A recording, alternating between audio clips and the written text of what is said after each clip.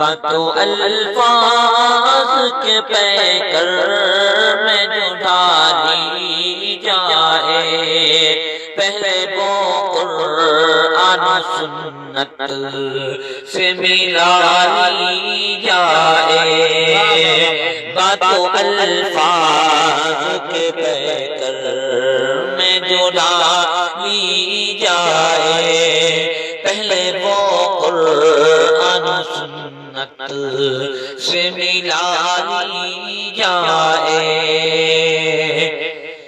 جنگ خندق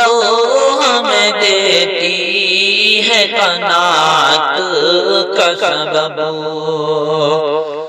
جنگ خندق ہمیں دیتی ہے قناعت کا سبب، بڑھ جائے تو پتھر سے غذا لی جائے، باتوں الفاظ کے پیکر میں جو ڈالی جائے، پہلے وہ قرآن و سنت سے ملائی جائے۔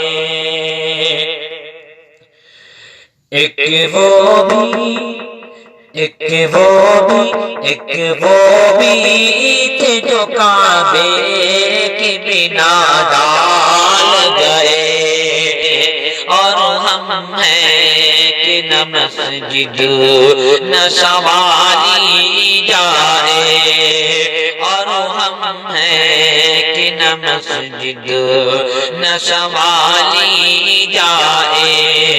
باتوں الفاظ کے پیکر